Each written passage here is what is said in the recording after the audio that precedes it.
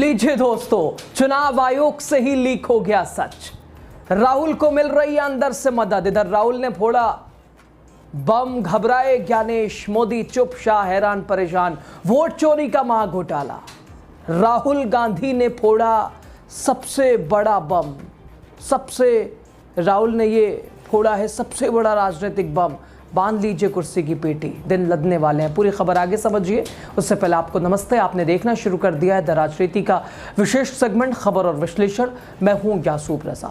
दोस्तों, राहुल को अब चुनाव आयोग के अंदर से ही मदद मिल रही है। जी हां, मुख्य चुनाव आयुक्त के खिलाफ जो भी इनपुट या जो कुछ जानकारी राहुल जुटा रहे हैं, हाँ, वो चुनाव आयोग से ही मिल रही है। कौन है चुनाव आयोग से जो दे रहा है राहुल को वो सारी जानकारी, वो सारा इनपुट? सही सुन रहे हैं आप, चुनाव आयोग के अंदर से आ रही है इनसाइड जानकारी। और राहुल का साफ ऐलान, ये सिलसिला अब रुकने वाला तो नहीं है। हाँ, कुर्सी की पेटी बांध लीजिए, क्योंकि आज राहुल गांधी ने जो किया, वोट चोरों पर और वोट चोरी पर एक बड़ा धमाका, बड़ा प्रहार, सीधे चुनाव आयोग और मोदी सरकार पर निशाना। और सिर्फ ये बताते हुए कि ये तो शुरुआत है, अभी आगे आगे देखिए होता है क्या। पाई पाई का हिसाब, असली हाइड्रोजन बम तो अभी बाकी है। राहुल ने वो खुलासा किया जिसने सत्ता के गलियारों में हड़कंप मचा दिया है। दोस्तों, सीधा आरोप 2024 के चुनाव में वोट चोरी और सबूत राहुल गांधी के पास है। यानी ऐसे ही बनी है सरकार, खुद प्रधानमंत्री वाराणसी से कैसे जीते हैं, सब कुछ राहुल रखने जा रहे हैं सामने। राहुल ने कहा कि यह सहयोग नहीं, ये एक संगठित सिस्टम है, ये एक स्ट्रक्चर है जो लोकतंत्र को हाईजैक कर चुका है और जिसका मैं हिसाब लूंगा। कुर्सी की पेटी बांध लीजिए। सुना है ना आपने, ये राहुल कह रहे हैं। दोस्तों, राहुल का दावा, कर्नाटका में 1 लाख से ज्यादा वोट चोरी, और यह सिलसिला 10 से 15 सालों से चल रहा है। सीआईडी ने चुनाव आयोग से 18 महीनों में 18 बार मांगी जानकारियां, लेकिन कोई जवाब नहीं मिला। क्यों? राहुल गांधी का आरोप, जवाब नहीं मिलेगा क्योंकि जवाब से खुल जाएगा पूरा खेल। जरा सुनिए आप राहुल गांधी के हुंकार को। Let's come to why I'm making such a direct accusation about this gentleman, Gyanesh Kumar. There is an ongoing investigation on this matter in Karnataka. The CID of Karnataka has sent 18 letters in 18 months. 18 letters in 18 months to the Election Commission. And they have asked the Election Commission for some very simple facts. Number one, give us the destination IP from where these forms were filled. Number two, give us the device destination ports from where these applications were filed. And number three, most important, give us the OTP trails, because when you file, you have to get an OTP. 18 times in 18 months. The CID of Karnataka has written to the Election Commission for this, and they are not giving it. Why are they not giving it? Because this will lead us to where the operation is being done from. And we are absolutely convinced where this is going to lead.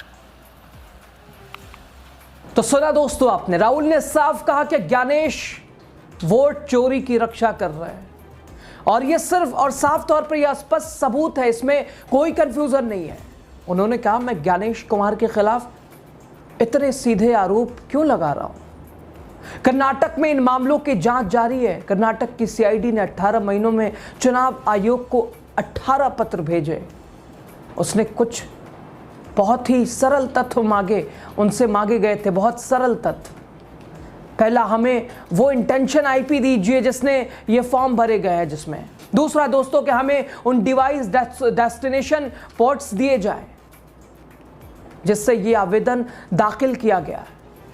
और तीसरा सबसे महत्वपूर्ण, OTP trails दीजिए, क्योंकि आवेदन दाखिल करने के लिए ओटीपी लेना पड़ता है। 18 महीनों में 18 बार कर्नाटक सीआईडी ने चुनाव आयोग से मांगा है, लेकिन उन्होंने ये नहीं दिया। उनसे ये नहीं दिया जा रहा है। उन्हें क्यों नहीं उनसे दिया जा रहा? उन्होंने क्यों नहीं दिया?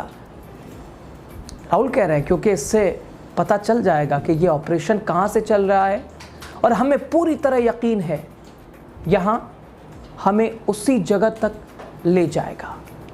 साफ तौर पर ये राहुल का वोट चोरी के खिलाफ एक और बड़ा धमाका। जरा सुनिए राहुल को एक बार फिर। Aland is constituency in Karnataka. 6,018 votes. Somebody tried to delete 6,018 votes. We don't know the total number of votes that were deleted in Aland in the 23 election. They are much higher than 6,018.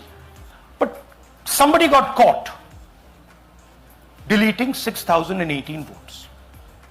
And it was caught, like most crimes, by a coincidence. What happened was,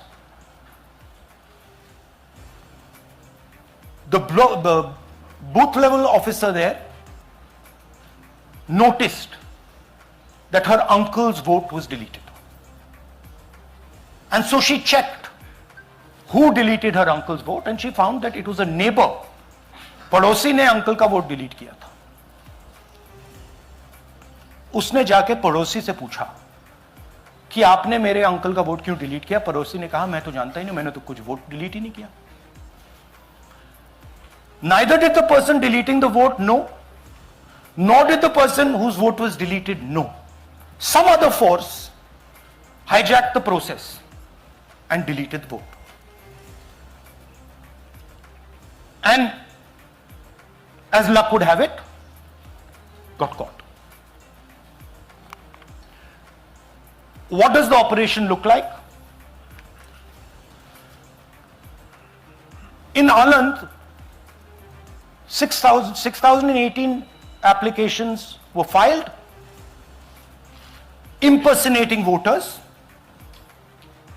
The people who filed these applications actually never filed them. And we will show you evidence of that on this stage.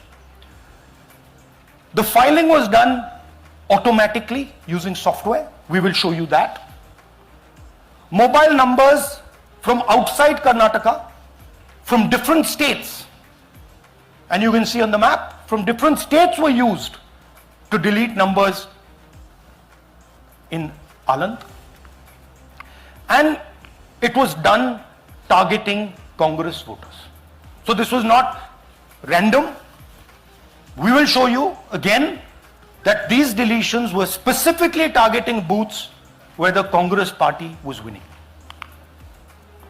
Rahul ने दोस्तों ये भी कहा कि आलंद में 6,000 से ज्यादा आवेदन मतदाताओं के नाम से दाखिल किए गए, और जिन लोगों के नाम पर ये आवेदन दाखिल हुए हैं उन्होंने वास्तव में कभी आवेदन नहीं किया. यह आवेदन अपने आप सॉफ्टवेयर के जरिए किया गया है. आलंद में वोटर हटाने के लिए कर्नाटक से बाहर के अलग अलग राज्यों के मोबाइल नंबरों का इस्तेमाल किया गया, और यह काम कांग्रेस मतदाताओं को निशाना बनाकर ही किया गया है. राहुल गांधी को सुनिए आप. So, first of all, this is not the H-bomb. H-bomb is coming. This is another milestone in setting up and demonstrating to the youth of this country how elections are being rigged. तो दोस्तों सवाल बड़ा है, अगर लोकतंत्र खतरे में है तो आप चुप क्यों है? ये वोट चोरी नेता विपक्ष बार बार जिस तरह से चुनाव आयोग को घेर रहे हैं, और अब तो बिल्कुल साफ है कि मदद सीधे चुनाव आयोग से मिल रही है. आखिर कौन है ज्ञानेश कुमार के नीचे, उनके टीम में, उनके ऑफिस में, जो कि राहुल को मदद कर रहा? क्या वो भी जानता है? और वो क्या उस पर्दे को हटाना चाहता है जो कुछ खेल चल रहा है। बहरहाल प्रधानमंत्री चुप, शाह हैरान, चुनाव आयोग बिल्कुल भौचक्का, ज्ञानेश कुमार चिंतित परेशान। क्या दे इसका जवाब? ओटीपी, आईपी और डेटा शेयर करने से क्यों भाग रहा चुनाव आयोग? राहुल गांधी कह चुके हैं यह हाइड्रोजन बम नहीं था। अभी तो असली धमाका बाकी है, जरा राहुल को आप ये भी सुनिए। तो सुना दोस्तों आपने, ये अभी छोटा धमाका है, आगे आगे देखिए होता है क्या। बहरहाल दोस्तों, क्या जनता के वोट से खिलवाड़ हो रहा है? जनता के वोट से खेला हो रहा है? चुनाव आयोग सत्ता का औजार बन चुका है? और क्या 2024 का चुनाव सिर्फ एक स्क्रिप्टेड ड्रामा था? जवाब आने वाले दिनों में मिलेगा आपको, राहुल ही देंगे जवाब। लेकिन तब तक हाँ, कुर्सी की पेटी बांध लीजिए, चुके माहौल। बहरहाल आप क्या कह रहे हैं, खबर पे अपनी राय दीजिए, आपकी राय ज़्यादा ज़रूरी है। आप सभी का शुक्रिया। वीडियो शेयर कीजिए, लाइक कीजिए, चैनल को सब्सक्राइब कीजिए, ज्वाइन भी कर सकते हैं। अगर ज्वाइन करते हैं हमारी आर्थिक तौर पर मदद होगी। बहुत शुक्रिया आपका।